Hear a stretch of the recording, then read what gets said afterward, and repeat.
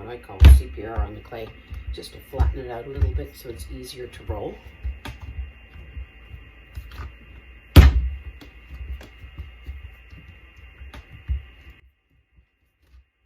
And then stretch it out flat enough to start rolling now.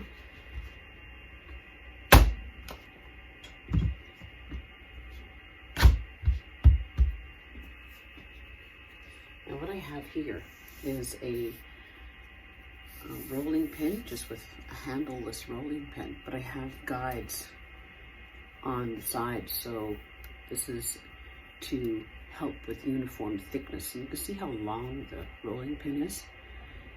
These guides come from, this is the thickest guide, but this is just below 1/4 of an inch, so it's perfect for what I work for. And it has a number of smaller guides.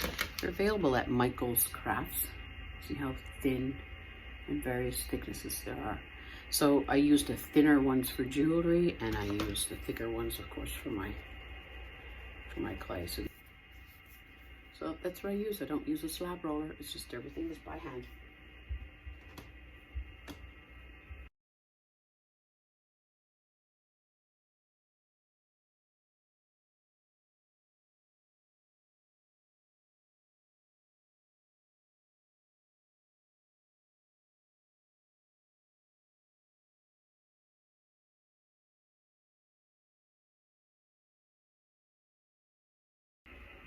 So welcome back. What I have in front of me here is a GR Pottery Form WAS system, which stands for Wheel Assist System. And this is their new D-ring system as well, so that you can fit this into the slot like this and put the 2 pins in, and then add your form. This is a large form. It's a 12-inch form. It has the 2 holes on the bottom, and then we just fit it in. There's a certain way it goes. What I find easier is to actually attach the D key before I attach it to the wheel assist.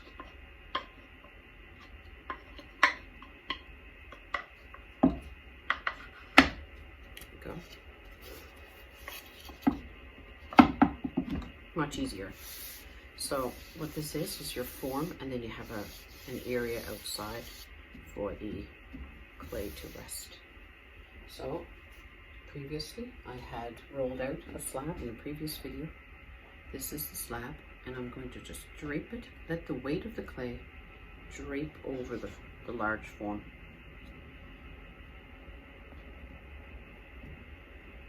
And gently, with clay hands, those potters who are experienced will know what I mean by clay hands. It's very gentle hands. I'm just going around with a sponge to gently attach the clay to the form.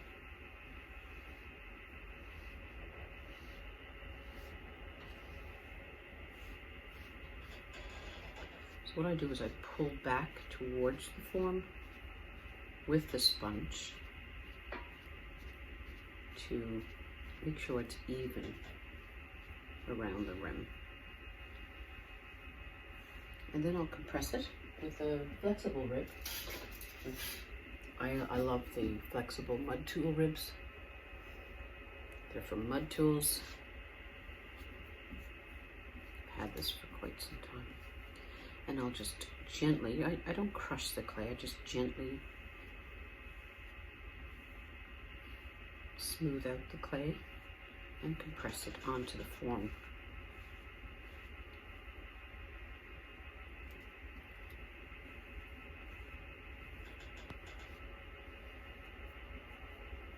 And use your banding wheel instead of moving your hands all the time. You know, us potters have to look out for our ergonomics. That's why I actually work standing most of the time, because it's just better for my body. I can easily walk from one place to another to get tools. and I can work all day. I'm standing on anti-fatigue mats that I purchased at Costco, and it enables me to work all day.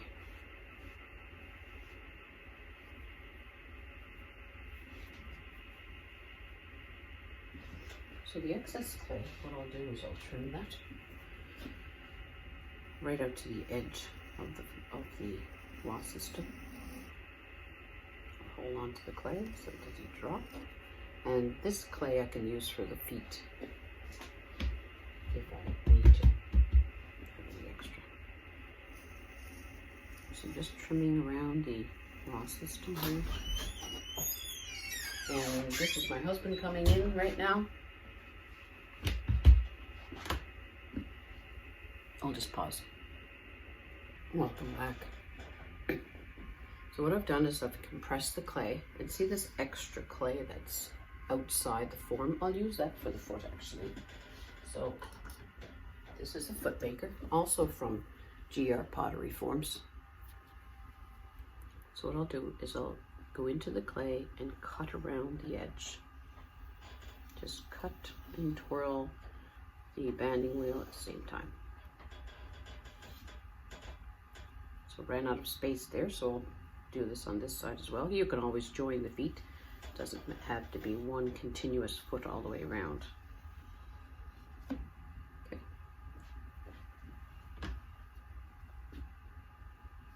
All right, so this outside piece I don't need because that's just the excess. Put that aside and recycle. And the outside I don't need.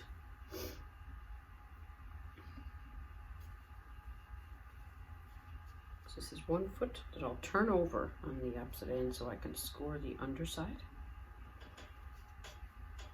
And this one as well. Now the actual foot maker didn't cut all the way through, so I have to peel it off. It's okay. Just cut it.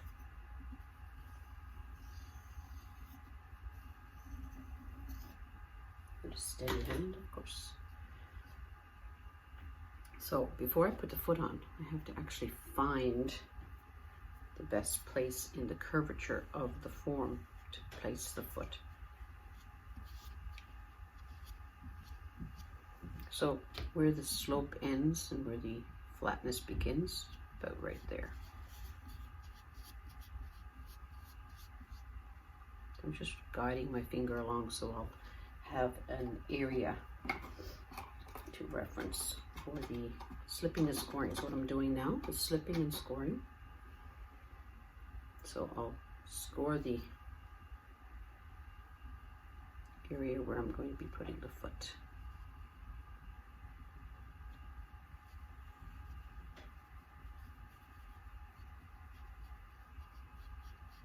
So this scratches it up like Velcro and gives a sticky, rough surface for the foot to attach. I mean, the clay is fairly wet and you don't need to do it, but I just do it for extra peace of mind, really. So the underside of the other foot, I'll just turn that over because the foot is beveled and you have to, the widest part of the foot, that's what you have to scratch and score to put on your plate.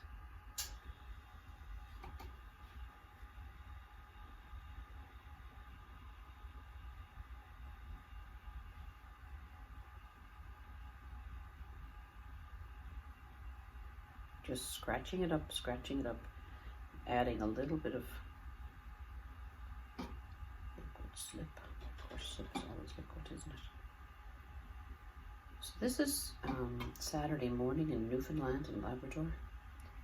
We just had a bit of snow. We're supposed to be getting a lot of snow today as well, which is a really first significant snowfall of the winter, and this is January 21st, so 2023. So I'm off to a good start with pottery this year. I'm working on a big order for the colony of the Avalon, up the southern shore of Newfoundland. We say up the shore, but it's really down the shore physically. It's down southern shore, so it's down south of our Avalon Peninsula. So what I'm doing here now, you'll see, I ran out of room for the foot. I actually ran out of foot space. So what I'm going to do is slip and score another little piece and overlap the two. And you won't see it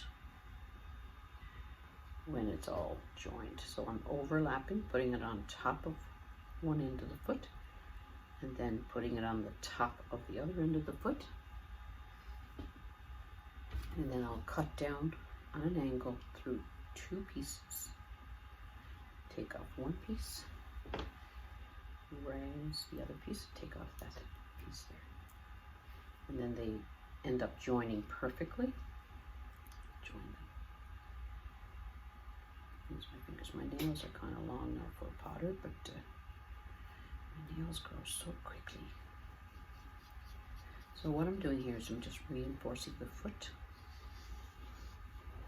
And there's the second overlapped area, so go on an angle, cut down through both pieces, take this, discard this piece, lift the other piece up, discard the other piece, and they fit perfect. Don't worry if it looks kind of messy right now, because it won't once we're finished. So what I'm doing now is I'm pinching while pushing down, pinching while pushing down, trying not to get any nail marks in there, although they'll be cleaned up. Pushing, pinching down. Pushing, pinching, pinching, pushing. All the way around.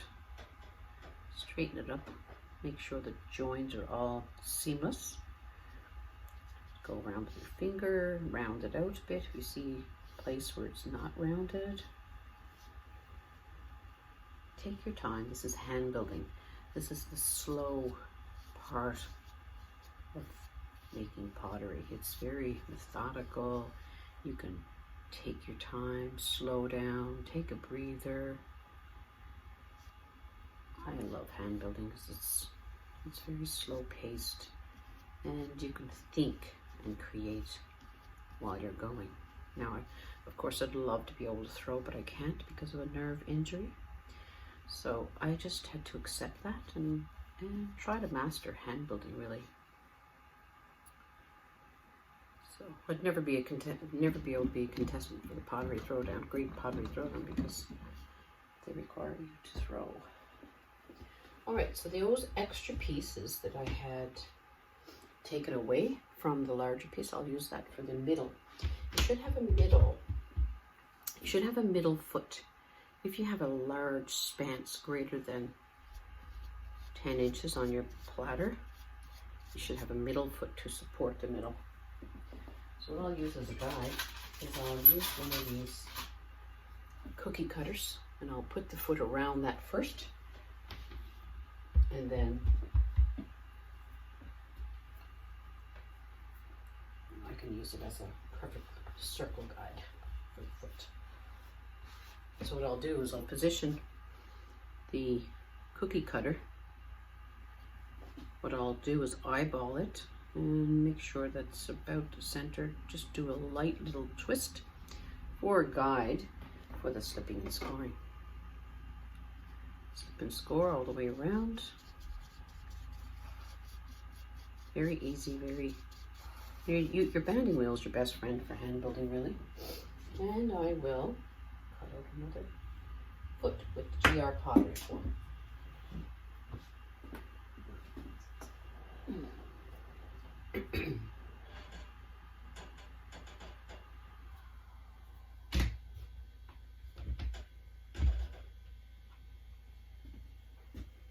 So I have to slip and score the bottom of the foot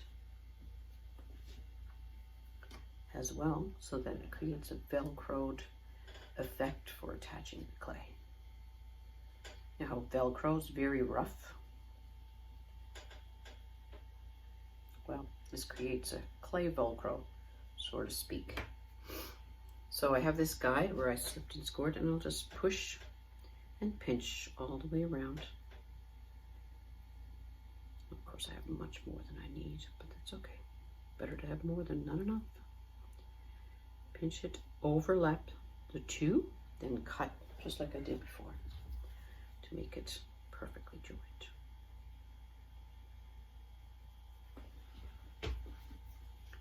Pull up on this part, take out the excess, jump, and you have a perfectly beveled piece to join. So make sure you work on pinching, pushing at the same time. Join that where that piece was cut. Pinching, pushing. Don't worry about the nail marks. I have to cut my nails, but don't worry about the nail marks in the clay, so we'll get rid of that. So try to make your inside foot as well as round as possible. And you have your foot attached. Now this looks like a pretty rough foot to me, so what I'll do is I'll wet a sponge and I'll go around with a wet sponge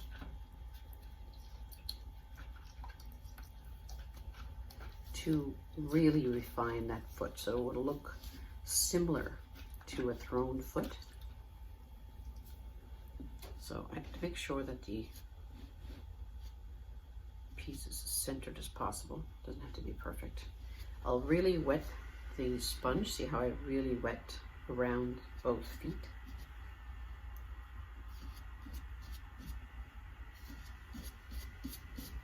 No, that's not centered. Yeah, that's better. And I'll twist the banding wheel, which is the cast iron Shimpo banding wheel. And what I'll do is I'll form the position, the sponge like a little lip almost, and then see how I'm doing it? Pushing down and squeezing at the same time while the sponge is fairly wet. So you're forming the clay, you're pinching it up, you're refining the foot. It's really easy once you get the hang of it, and you know, it helps to have a centered. Now, that's why you have to wet the sponge a nice bit so that there's no friction when you're squeezing and pushing down at the same time. So this foot will look more like a wheel thrown foot. So I'm just using my hand to spin the banding wheel around, pinching, re-wetting the sponge just in case. You can feel when it's really attached. And this looks more like a professional turned foot instead of a chunky foot. Like I've seen a lot of chunky feet around in hand built. Just because it's hand built doesn't mean that you can't refine it. Because the more refined your piece looks, the better. More professional it looks. Now, what we have to do next is cut around the actual form so that it's uniform all the way around. Don't worry about all that wetness because we'll clean it up very soon. So I'll stop the banding wheel from going around, dry off my hands, and then use a needle tool to actually cut around the form. So just a standard pottery needle tool. Go up and down straight. Go in until you hit the form, which doesn't take that long, and keep it straight up and down. Go all the way around. Oops. Now, that's something that happened that sometimes happens when I'm not careful. It rises up on the form. So be very careful to keep pushing down fairly firmly with the needle tool so that it's uniform and you don't cut into your platter. Now, where I did cut into that platter, I'll just reinforce it so that it doesn't create a crack. So I'll go around with my damp finger, reinforce it, not wet, just damp. With hand building, the less water you add, the better. With a foot and a turned foot, you have to add a bit of dampness, but we'll clean all that up now and go from there. So just do one more pass with not such a wet sponge anymore, just a damp sponge, one more pass on the foot. Then when it dries up a bit, I'll add my signature, my chop, and my made in St. John's, Newfoundland. And make sure that the rim is smoothed out. The more you smooth out now, the less you have to do as the process evolves. So you have a platter made. And when I want to set this up for drying, which that's what I'll do right now, I'll take a smaller form like this, and where the wall system is greatest, you just push up through the center like this, pull it, and then you have your wall system for creating another platter right away if you want. Takes a bit of maneuvering, but so what I did was I pushed this D-ring up through from the bottom, set this aside, and then put this on an elevated form and then set it aside for drying up for a little bit. I like for it to be like a soft leather hard before I add my chop and my signature to the bottom. So what we'll do with this platter is once it gets leather hard, we'll add some wax, and I will show you one of my techniques. It's not my technique, it's the modern Mishima technique using wax. And we'll do what I call my Zen carvings, and I'll show you that process as well. So thanks for watching this portion, and once it dries to leather hard, I'll show you my signature and things, and then I'll show you the carving process and the Mishima technique. Thanks for watching. Hi there, welcome back. So it's been 6 hours since I made the large platter, and it's now, and actually additionally I made a small little side plate as well, off camera. So it's time to pop the forms out. So that's what I'm going to do. So I'll lower the camera. See it? Yes. Okay.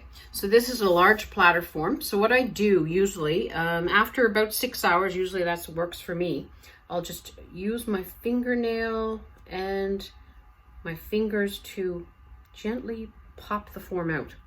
Just gently. And there you are. This is the salad plate. Or the platter, sorry.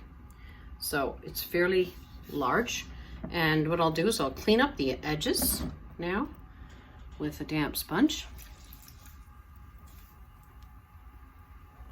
Any sharp burrs, or sometimes when you don't, sometimes when you're just adding it to the form, of course, the edges are quite rough. So you have to, once it's, into the soft leather hard stage, and I'll just go ahead and clean it up.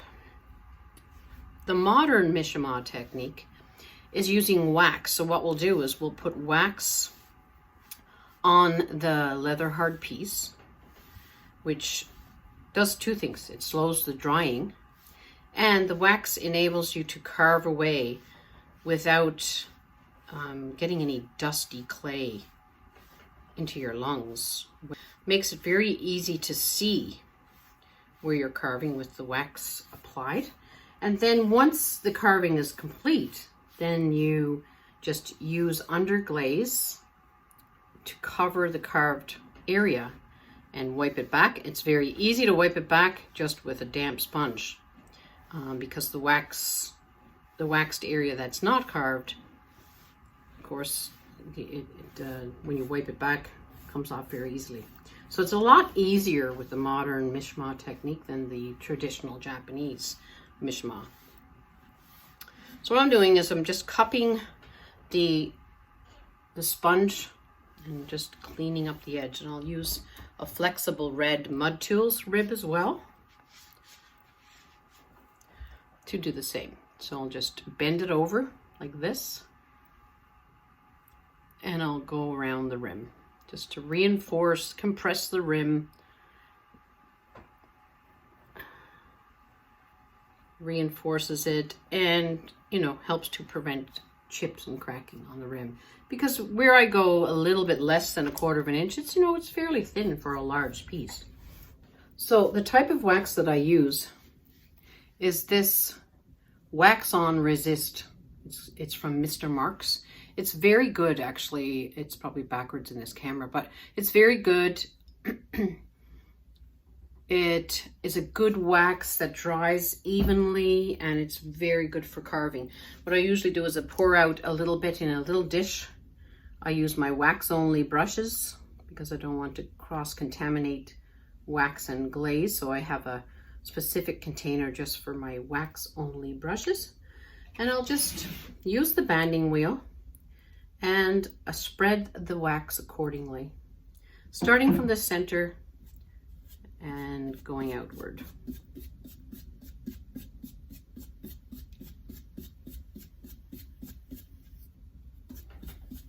You don't need very much, you just need a thin layer. It's just really to act as a resist against the underglaze that goes all over the piece once you have it carved. So try to make it as even as possible, coming out from the center, going up the sides of the plate. So I'm just applying the wax just to the side that I'm going to carve, which is this piece.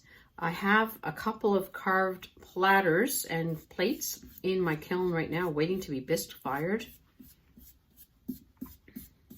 So I'll show you, after I show you this technique, I'll be able to show you a finished product because I have one identical to this in the kiln.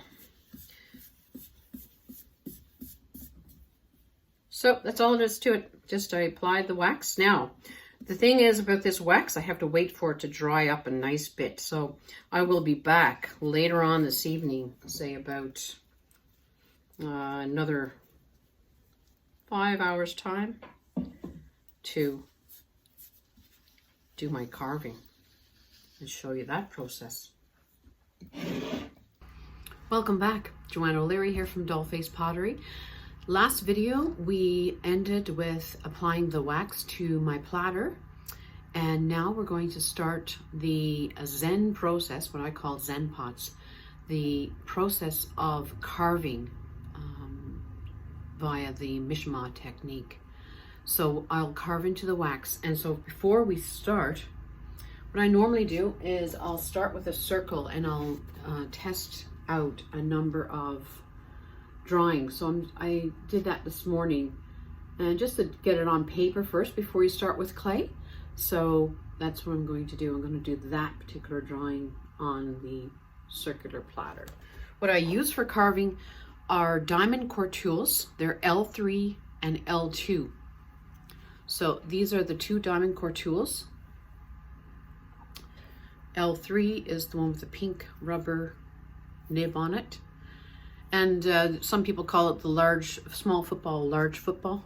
And the other one is the L2, and that's a real fine point for getting into the real detailed work.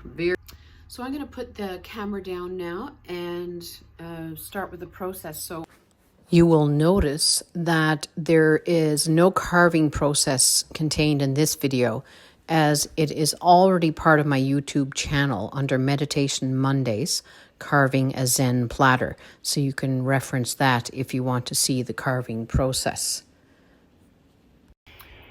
Welcome back. So now's the time, once I have the platter all carved, so the carvings are bare clay, and then any bare areas are just wax. So what I'll do is I'll mix 50 water, 50% black underglaze, which I already have pre-mixed in this bottle. So it's jet black underglaze mixed 50-50 with water. And what I'll do is I'll take the cap off and I'll just start to add the underglaze to the carved texture. So of course you don't have to be particular about this, you're just pushing the underglaze in the carvings.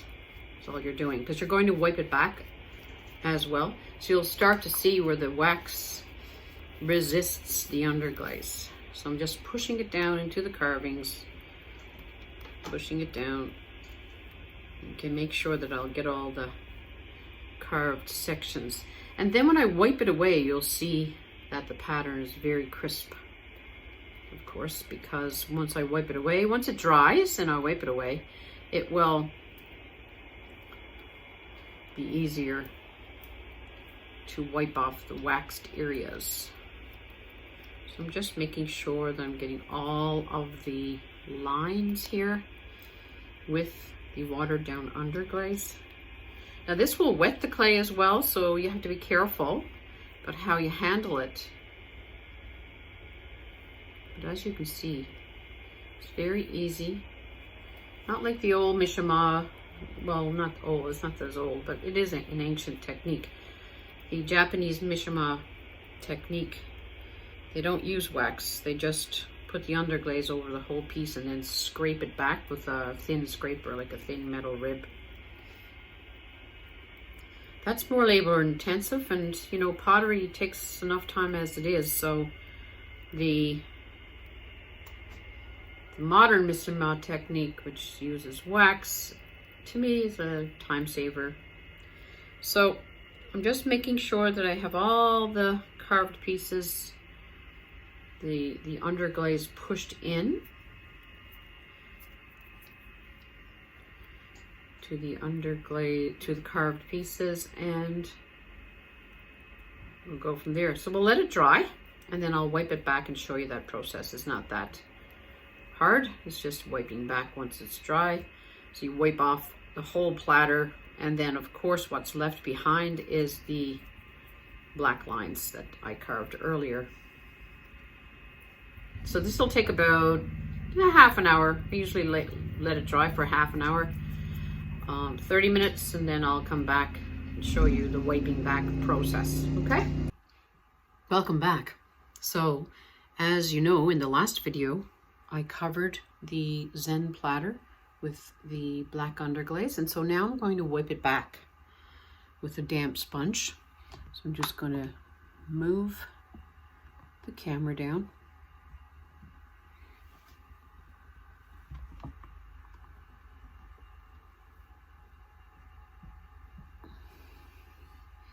So what I do is I just take a damp sponge, wring it out as much as possible, take the piece and just wipe back, turn it over on a clean spot and wipe.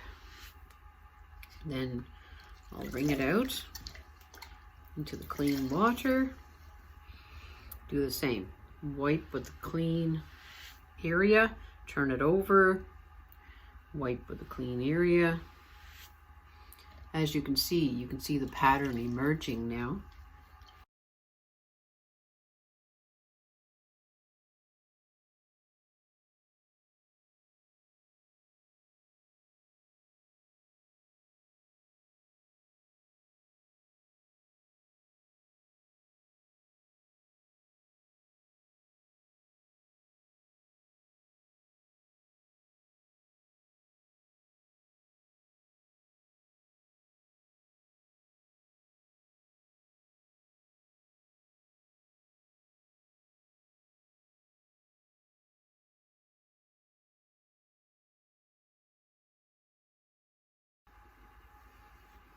Make sure I'll get around the edges and wipe all that off, because it sometimes the underglaze falls or drips underneath the edge.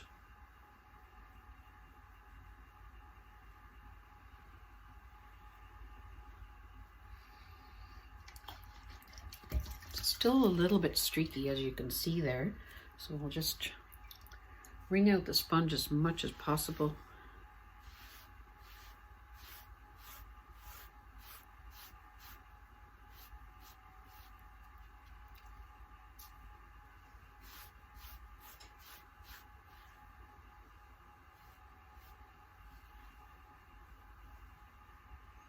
And that's the finished piece, before bisquing, of course. This was a Mishima waxed piece. So what I did was started off in the middle and then did little carved out every single circle and line and then colored it in. It took me about 3.5 hours to color all that in. So this is a fairly big size plate, about 10 1/4 inches across. And so that's the Mishima technique.